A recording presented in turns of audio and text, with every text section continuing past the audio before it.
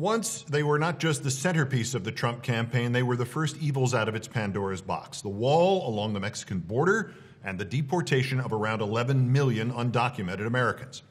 The starting line of this whole wretched, hateful, bigoted nightmare. What empowered the alt-right and inflamed xenophobia and imperiled something that's been fundamental to this nation since slavery ended, the idea that if you were born here, you were an American.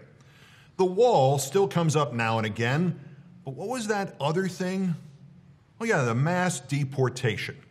How exactly would that work?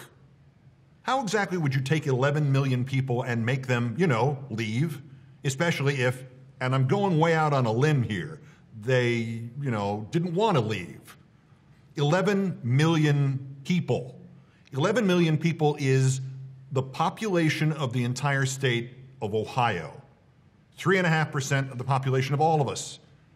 Even now, a year and 3 months into this triumph of delusion and ego over reality and stuff like math and science, there is no policy nor guidance about this to be gleaned from the Trump website or from the campaign, other than his surrogate, Chris Christie's declaration that 2 to 3 million people would be targeted for immediate deportation, and Trump's own claims that he would deport any undocumented American accused of a crime, not convicted, just accused, and of course the original plan to, quote, triple the number of immigration and customs enforcement agents.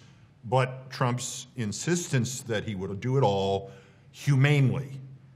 A wildly generous estimate is there are 100,000 agents now, so we triple that to 300,000. 300,000 people to humanely round up 11 million undocumented Americans. That is 37 undocumented Americans per agent if you triple the number of agents.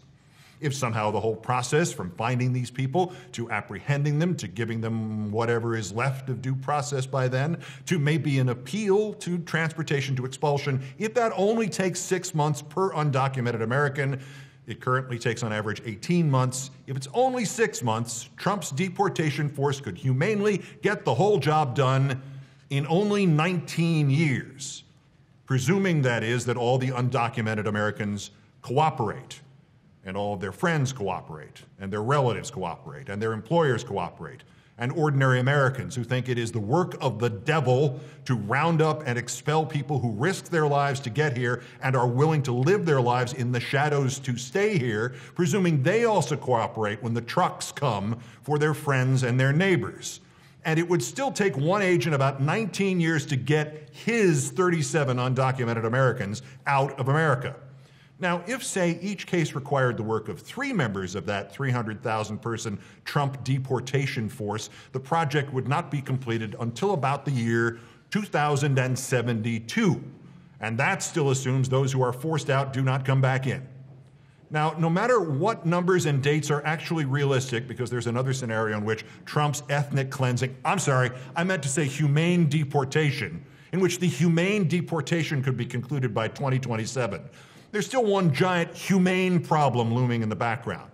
These 11 million people are not simply going to line up on a given day and march out of the country. You're going to have to take these people and remove them from society. Go to their homes, and for want of a better word, capture them. Capture as many people who now live in the state of Ohio and take them somewhere else until the process of expulsion from the country is complete.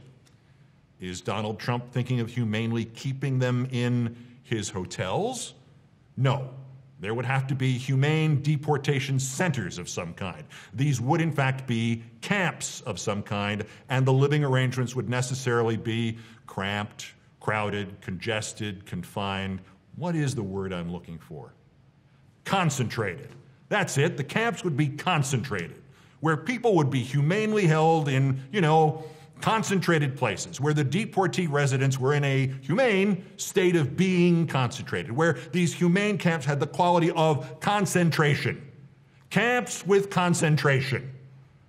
And unless you want these camps with concentration to just hemorrhage money, there are going to have to be a lot of camps with concentration all around the country to make transportation easier, places to round up and humanely keep the 300,000 undocumented Americans from Dallas alone, or the 400,000 more from Houston, or the 500,000 more from New York City, more New Yorkers than live on Staten Island, in camps with concentration. Some of them big enough to fit the same number of people who live in Atlanta or Kansas City or Cleveland or New Orleans. Now, you might not need to house all 11 million people because some of these people would kill themselves rather than go back, or they would resist the roundup and would be killed. Humanely, I'm sure. Still, you better make the camps with concentration just a little bigger because, well, sorry, it would be necessary just to make the process go more smoothly and more humanely. You make it illegal, to help or hide anybody accused of being an undocumented American. Maybe Trump would make it illegal to not turn in any undocumented Americans you knew of, and anybody guilty of one of these crimes would have to go into the camps too. The camps with concentration. But don't worry, Trump intends to do it humanely. These would be humane camps with concentration. And what could possibly go wrong in them? It'll be done humanely. That's the closer. I'm Keith Olbermann. Watch this space.